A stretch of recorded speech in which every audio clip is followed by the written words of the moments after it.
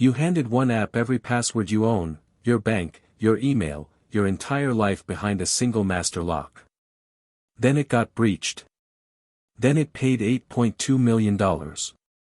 This is the password manager that couldn't protect passwords. The company is LastPass. For years it sold itself as the safe place, the one vault you could trust so you'd never have to remember another login. Millions of people believed it. That was the whole pitch: give us everything, and we'll keep it locked. Then in 2022 came the part they don't put in the ads. Attackers got into LastPass, not once, but in a chain of intrusions. First they stole source code and internal technical information. Then they used what they learned to come back for the real prize. The real prize was the vaults. Attackers made off with backup copies of customer password vaults, the encrypted files holding people's stored logins. LastPass was quick to stress that the vaults were encrypted, and that your master password was never stored on their servers. Technically true. But it buried the part that actually mattered. Because some of the data inside those backups was not encrypted at all. Website URLs, the list of every site a person had an account on, sat there in plain text. So even without cracking a single password, an attacker walked away with a detailed map of exactly where you bank, where you trade, and what's worth stealing. And the encryption? It's only as strong as the master password protecting it. Security researchers warned that vaults locked behind short or reused master passwords could be brute-forced offline, at attackers' leisure, on their own machines, with no LastPass to lock them out after too many tries. The whole point of a password manager is that people use weak, lazy passwords everywhere else because this one vault is supposed to save them. That assumption became the attack surface. Then came the money. In the years after, a wave of victims reported cryptocurrency wallets being drained, hundreds of them, tens of millions of dollars, gone. Independent investigators traced a striking pattern: many victims had stored their crypto seed phrases and keys inside LastPass.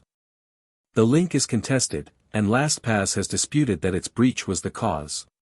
But the pattern was loud enough that it became one of the most watched security stories of the decade. And here's the part that should stay with you. A breach this size doesn't usually stay quiet, it produces lawsuits. Customers sued, arguing LastPass failed to protect the very thing it existed to protect.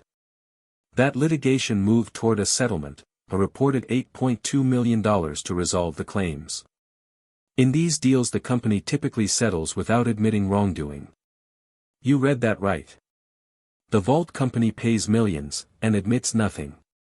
Now step back.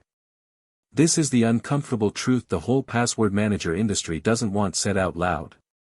Putting every credential you own in one place is not automatically safer, it's a single point of failure with a target painted on it. You didn't remove the risk. You concentrated it. And you handed it to a company whose entire promise rested on a breach never happening. The lesson isn't to throw your passwords in a notebook and call it a day, that's worse.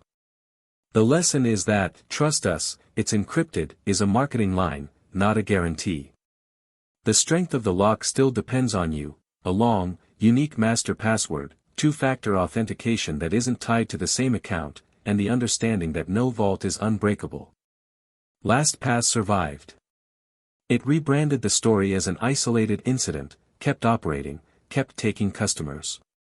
The people whose vaults are now sitting on some server in the dark corners of the internet don't get to unleak them.